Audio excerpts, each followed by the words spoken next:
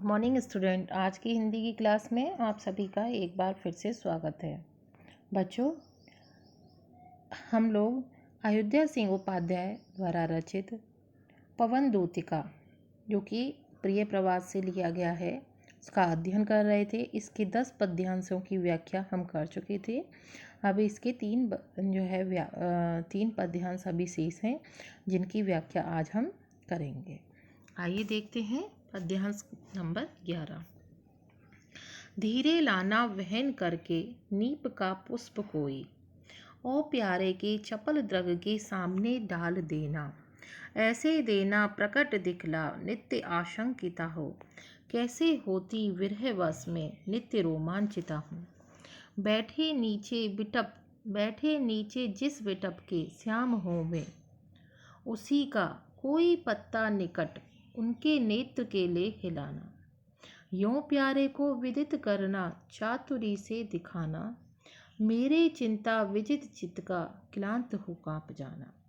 बच्चों, इसके प्रसंग में हम लिखेंगे कि प्रस्तुत पद्यांश में राधा पवन को कदम्ब के पुष्प और वृक्ष के पत्ते के माध्यम से अपना संदेशा सुनाने की विधियां बता रही हैं। इससे पूर्व की पद्यांशों में हमने देखा था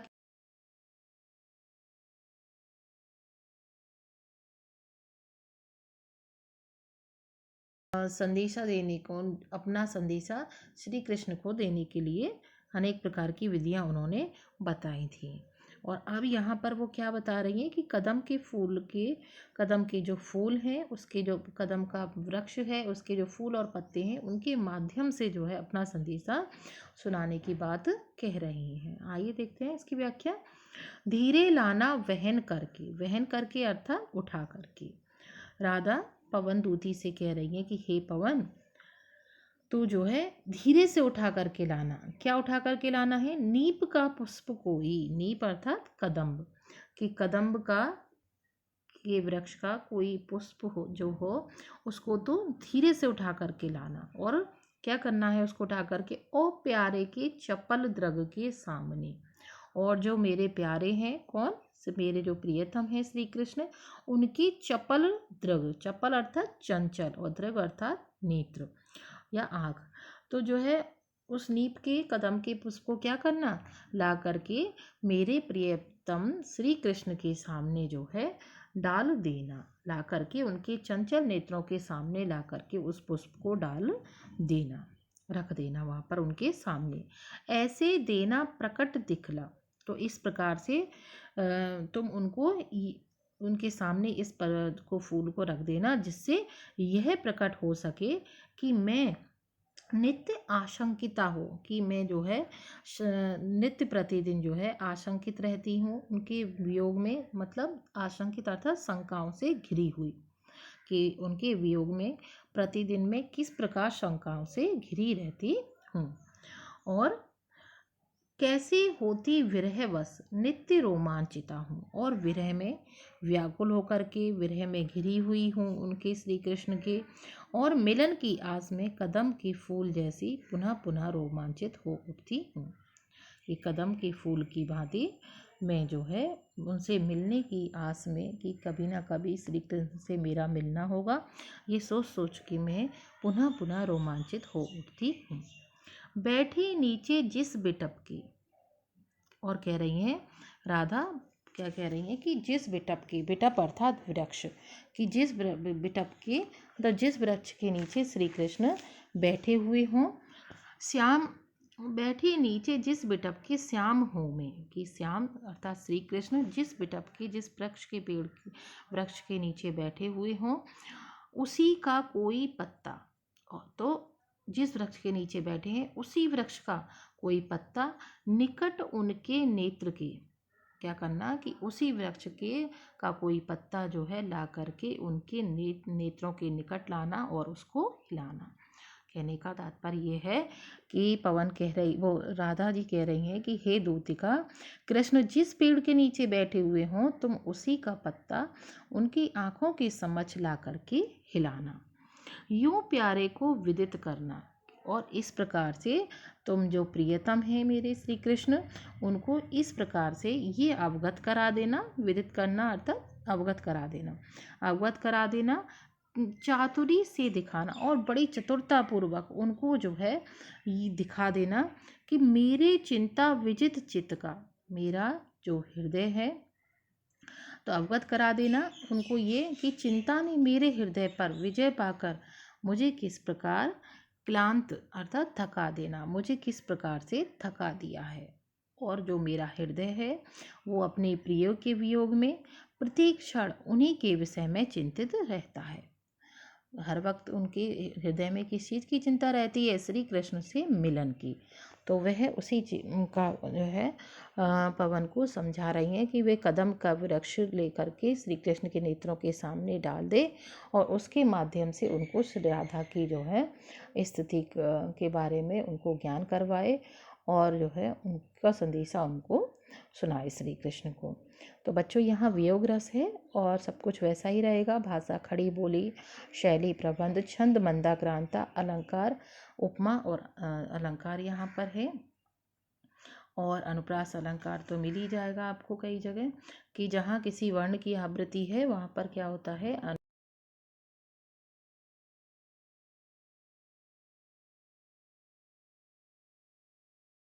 सूखी जाती मलिन लतिका जो धरा में पड़ी हो। अब यहाँ कह रही हैं कि अब यहाँ किसके माध्यम से राधा जो है अपना संदेशा श्री कृष्ण के पास भेज रही हैं? यहाँ पर लताओं के माध्यम से, किसी सूखी हुई लता के बेल के माध्यम से जो है अपने संदेशा श्री कृष्ण के पास भेजने की बात कर रही हैं कि सूखी जाती मलिन लतिका जो धरा में पड़ी हो, तो पाँवों के निकट उसको श्याम केला गिराना, यूं सीधे से प्रकट करना, प्रीति से वंचिता हो, मेरा होना अति मलिन और सूखते नित्य जाना। कोई पत्ता नवल तरु का पीत जो हो रहा हो, तो प्यारे के द्रग, द्रग आएगा बच्चों यहाँ, द्रग युगल के सामने उसे ही धीरे धीरे समल रखना और उन्हें यूं बताना, पीला होना प्रबल दुख से प्रोषिता सा हमारा। यहाँ पर राधा श्री कृष्ण के पास पवन को दूत के रूप में भेजने से पहले समझा रही हैं कि वे मथुरा की भूमि पर पड़ी हुई मलिन लतिका, मलिन अर्थात मुरझाई हुई दास लतिका और पेड़ के पीले पत्ते के माध्यम से उनके प्रिय को उनकी प्रेमिका की स्थिति का आभास कैसे कराएगी।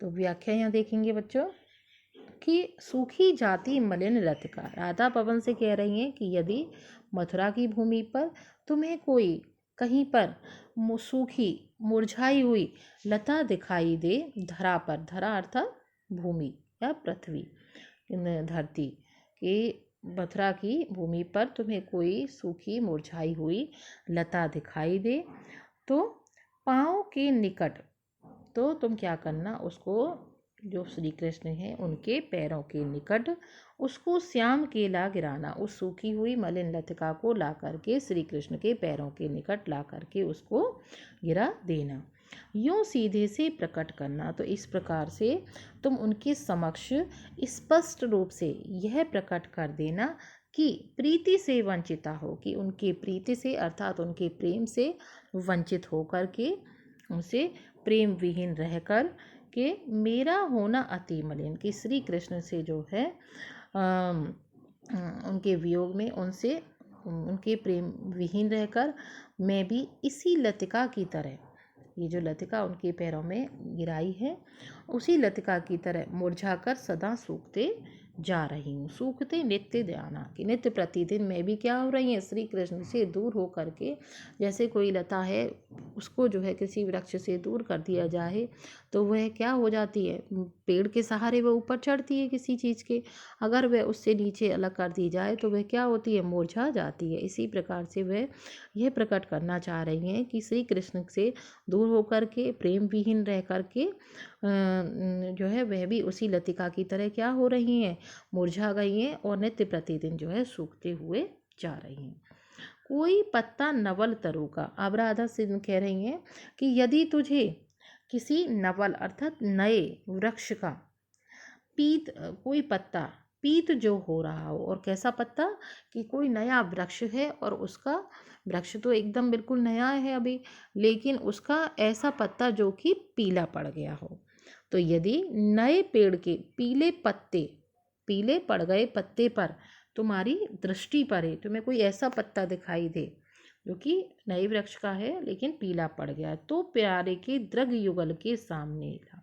तो तुम क्या करना, जो प्रियतम है उनके दृग युगल, दृग अर्थात नेत्र और युगल अर्थात दोनों, मतलब जोड़ा दोनों आँखों का। तो तुम क्या करना कि प्रियतम की दोनों आँखों के समक्ष ला करके उस सामने ला उसे ही। तो तुम उस पीले पत्ते को उनके दृग दोनों नेत्रों के सामने लाना और धीरे धीरे संभल रखना और बड़े संभाल करके धीरे धीरे से उसको जो है उनके सामने रख देना। और इस प्रकार से उन्हें यूँ बतला, और इस प्रकार से तुम जो है उनको यह बताना कि पीला होना प्रबल दुख से प्रोसिता सा हमारा।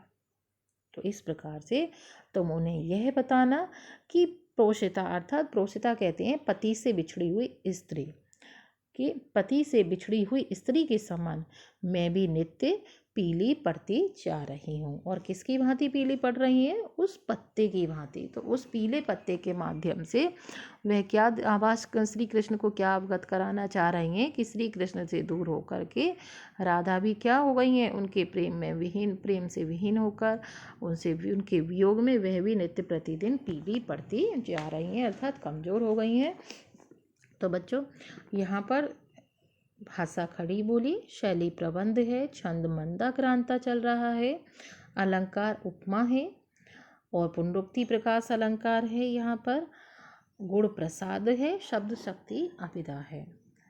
तो जैसे आप देखेंगे यहाँ पर दुख से प्रोषिता सा हमारा, किस प्रकार से जो है उनकी तुलना की जा रही है पति से बिछड़ी हुई स्त्री से। तो यहाँ पर क्या है, उपमा अलंकार है। यूं प्यारे को विदित करके सर्व मेरी विथाएं, धीरे धीरे वहन करके पाँव की धूली लाना, थोड़ी सी भी चरण रज जो ला ना देगी हमें तो, हाँ कैसे हो व्यथित चित्त को बोध में दे सकूंगी।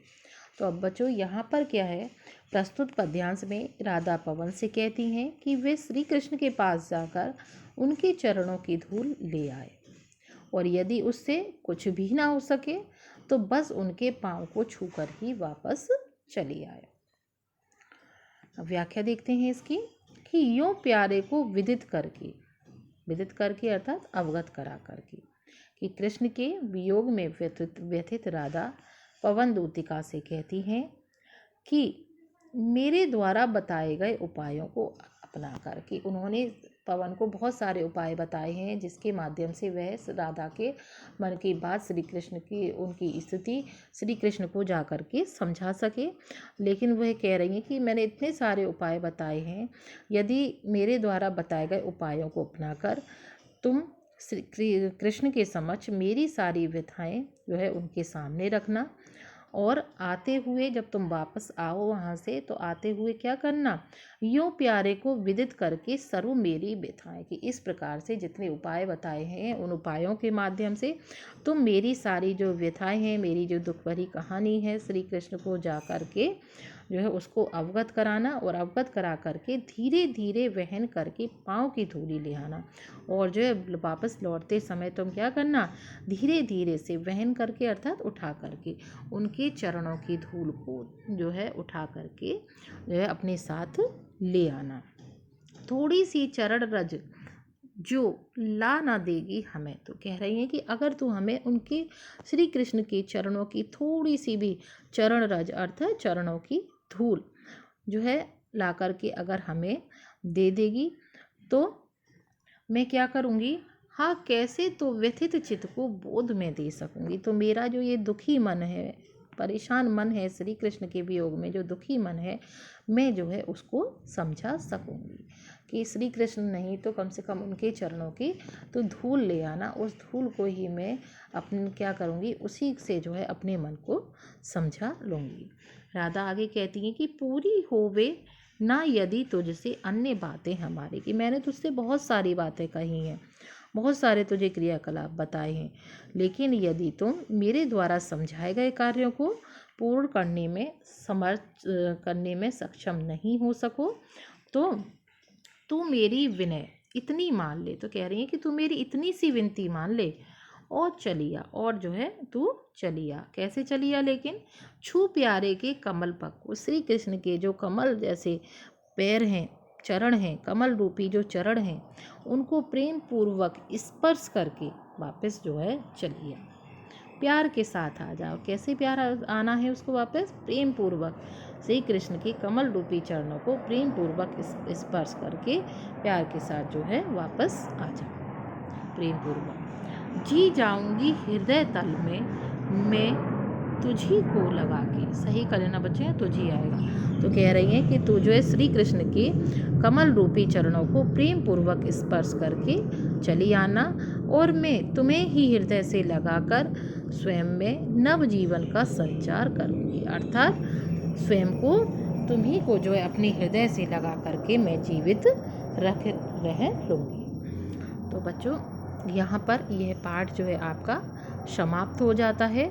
अब इससे आगे की वीडियो में हम आपको बताएंगे कि किस प्रकार से आपकी एग्ज़ाम में पद्यांश आता है कोई भी एक, और उस पद्यांश से संबंधित कुछ आपको प्रश्न दिए जाते हैं, और जो है आपको उन प्रश्नों के उत्तर उस पद्यांश में देने होते हैं। तो बच्चों आज ही मैं इसकी PDF आपको सेंड कर दूँगी, इसके आंसर आप कर